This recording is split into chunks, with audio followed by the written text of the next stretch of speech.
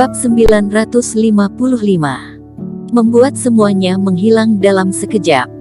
Ye Zun tidak sedang menjebak kalian, dia tidak akan mungkin membohongi dirinya sendiri. Denny Pu melihat keraguan mereka bertiga dan tersenyum, aku tidak akan menyembunyikannya dari kalian. Kebengisan Eric Qin berhadapan dengan roh binatang. Jika aku tidak melihatnya dengan mata kepala sendiri, aku juga tidak akan mempercayainya.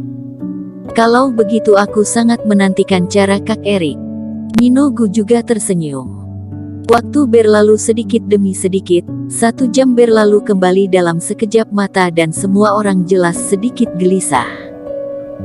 Jika sebelumnya mereka berjalan sendiri, mereka masih ada sedikit peluang, sekarang mereka bahkan tidak memiliki kesempatan sama sekali. Bagaimanapun, tidak mungkin bagi mereka untuk melewati tingkatan ini dalam waktu sesingkat itu. Dapat dikatakan bahwa jika Eric Qin tidak muncul lagi, orang-orang tersebut telah sepenuhnya akan gagal.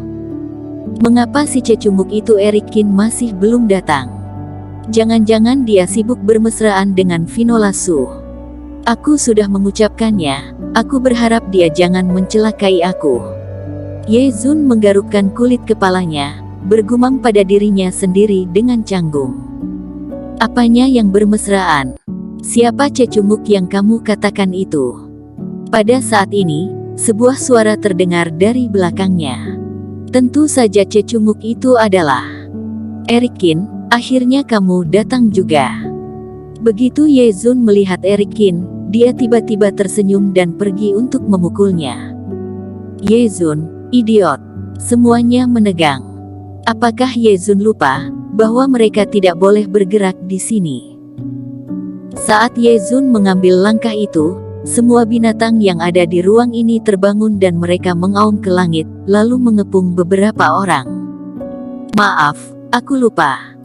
Ye Zun tersenyum canggung, tapi semuanya pasti akan baik-baik saja, karena ada Eric Qin di sini, maka roh binatang di sini hanyalah gelembung di dalam air. Kalian ingin aku membantu menangani roh binatang.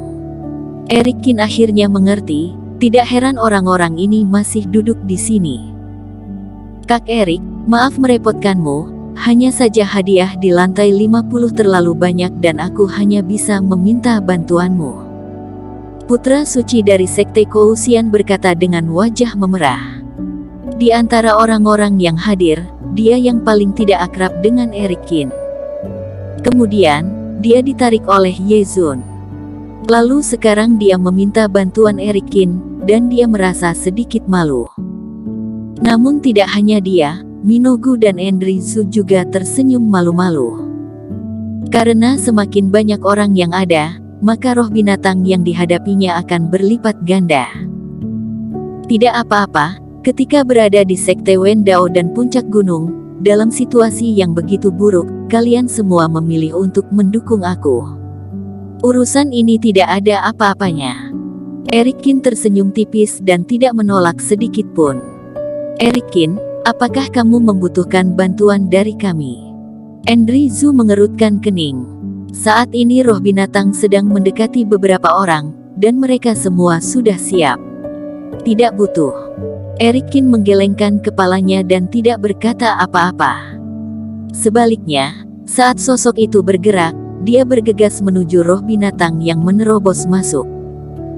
Puluhan binatang dengan roh binatang tertinggi, memancarkan aura yang membumbung tinggi, mata merah melonjak, dengan niat membunuh yang kuat.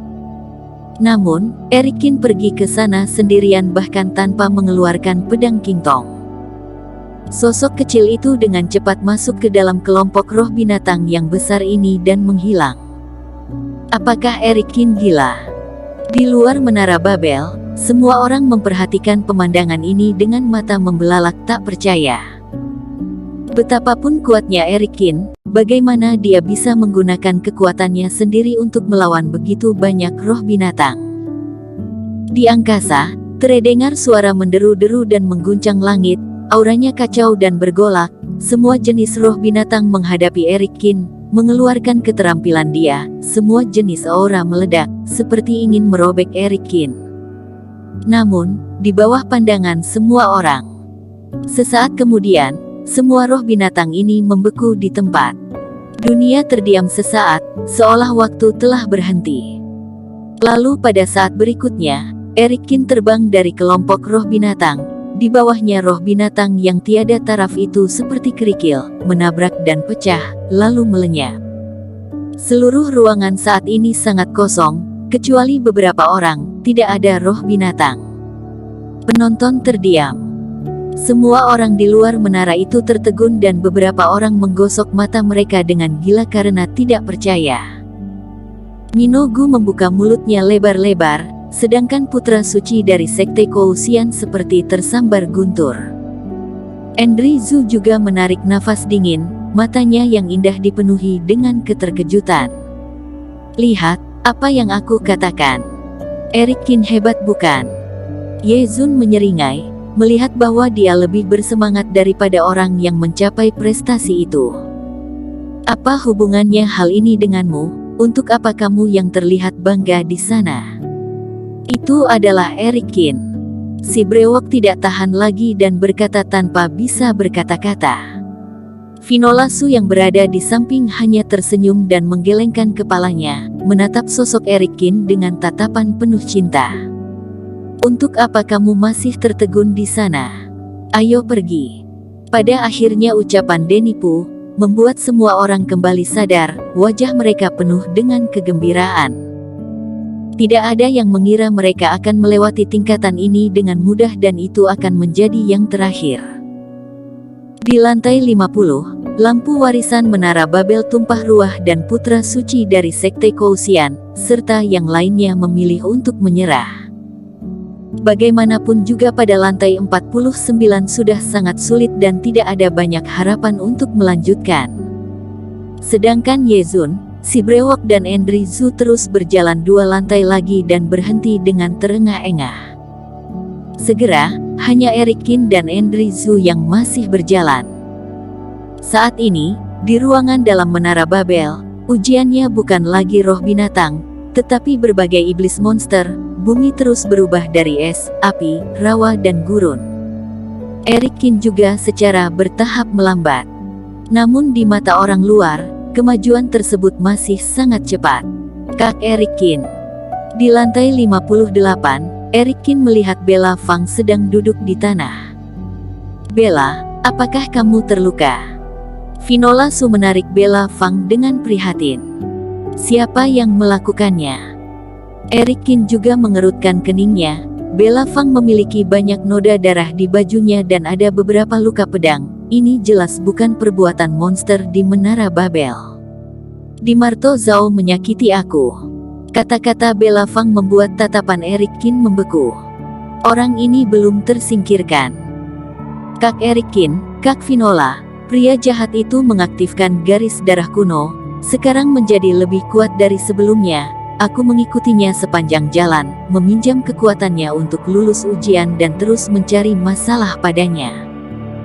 Lalu pada akhirnya dia berhasil menangkap aku dan memberi aku pelajaran.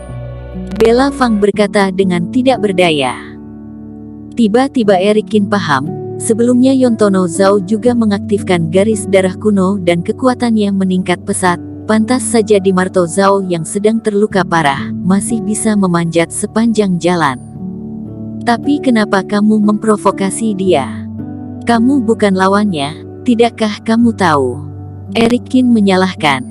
Aku khawatir Dimarto Zhao terlalu cepat dan akhirnya mengambil tempat pertama kamu. Erikin terkejut dengan kata-kata Bella Fang, kemudian beberapa kehangatan melonjak di hatinya. Kak Vinola jangan salah paham, aku hanya tidak ingin Dimarto Zhao mendapatkan keuntungan. Merasa perkataannya agak rancu, Bella Fang segera menjelaskan. Vinola Su tersenyum dan menggelengkan kepalanya, yang mengartikan tidak keberatan. Sebaliknya, dia juga sangat menyukai Bella Fang pada interaksi sebelumnya. Gadis bodoh, tidak ada yang bisa mengambil nomor satuku. Erikin tersenyum dan Bella Fang tidak tahu aturan tempat ini.